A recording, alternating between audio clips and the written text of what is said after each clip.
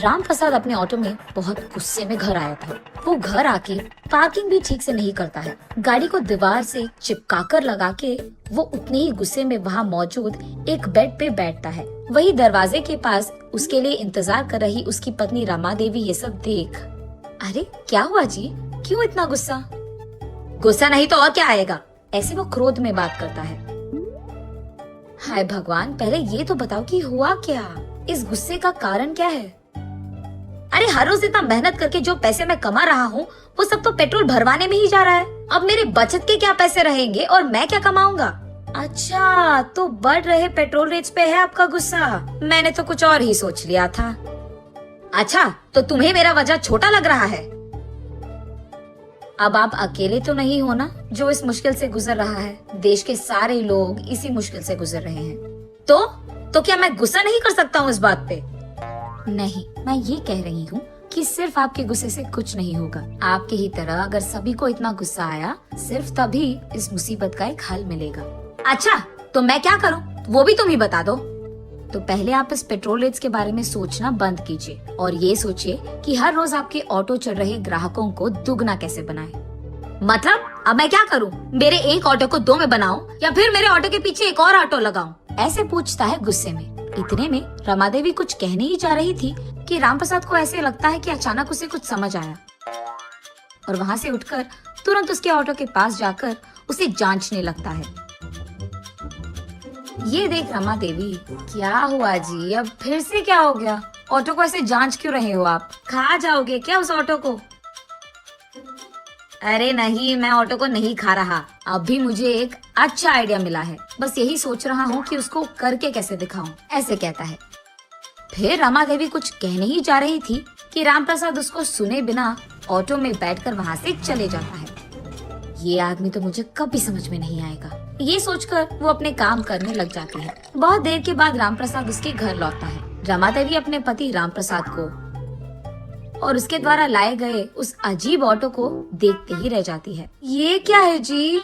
ऐसे पूछती है आश्चर्यचकित होकर। अब तुम ही तो कह रही थी कुछ देर पहले कि मेरे ग्राहकों को दुगना बनाना चाहिए, तभी मुझे ये विचार आया। मैं एक पुराने ऑटो को लेकर उसके सामने के भाग को काट कर उस भाग को मेरे ऑटो से जोड़ दिया है मैंने।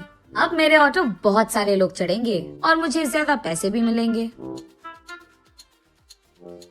मेरा पति तो बहुत चालाक है, ऐसे कहकर खुश हो जाती है रमा देवी। अगले दिन से रामप्रसाद की सोच के अनुसार ही बिना कोई मतलब के भी बहुत सारे लोग रामप्रसाद के अनोखे ऑटो में सैर करने चढ़ जाते थे और इसी कारण उसको बहुत सारे पैसे मिलने लगे। उसका तो लाभ चल रहा था। ऐसे ही कुछ दिनों में रामप्रसाद का ऑटो सुबह से शाम तक बहुत भीड़ था और पैसे भी उसे ऐसे ही मिलते थे, इतना कि रामप्रसाद को आराम करने का भी समय नहीं था। ऐसे कुछ दिन चल रहा था। उसके बाद उसके भीड़ित ऑटो को देख पुलिस उसके पास आते हैं। ऑटो को रोककर ये कहते हैं कि परमिशन के बिना ऐसे अनोखे ऑटो को चलाना कानून के खिलाफ है। इसीलिए वो लोग रामप्रसाद को गिरफ्तार करके उसके ऑटो को भी स्टेशन ले आते हैं। पुलिस स्टेशन पहुंचने पर रामप्रसाद देखता है कि उसके ही ऑटो के जैसे वहाँ एक और ऑटो मौजूद है। वो देख उसे लगता है कि उसी की तरह किसी और को वही विचार आया होगा। ये सोचते हुए वो पुलिस स्टेशन के अंदर जाता है।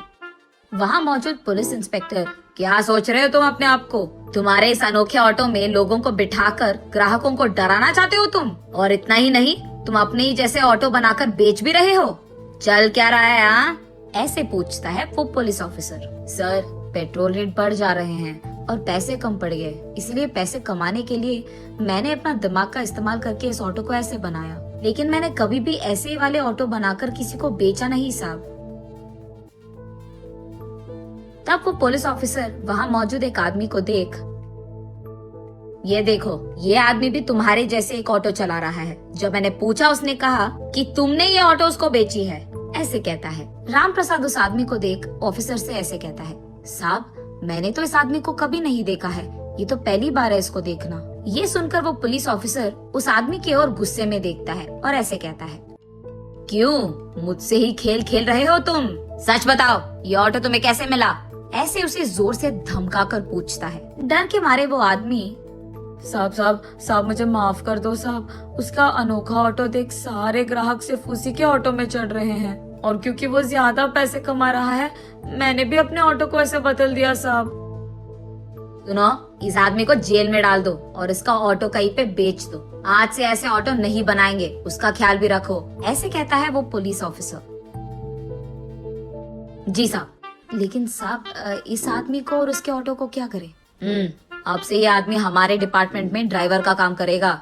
उसी ऑटो में वो हर रोज ट्रैफिक रूल्स के बारे में, रोड पे सुरक्षित रहने के बारे में, ट्रैफिक रूल्स के खिलाफ जाने पर क्या क्या होगा, ये सब माइक लगाकर ये सारे शहर के गली गली में घूम कर बोलेगा। सब लोगों को ये अपने ऑटो में घूमते हुए जागरूकता देते रहेगा। ये कहकर वो पुलिस ऑफिसर वहाँ से चले जाता है। ये सुनकर रामप्रसाद, हाँ भगवान का शुक्र है मुझे कोई तो नौकरी मिला, महीने का इतना पैसा भी मिल रहा है मुझे, अब जो है उसमें खुश रहूंगा मैं। ये कहकर वो चुपचाप खुशी में अपने घर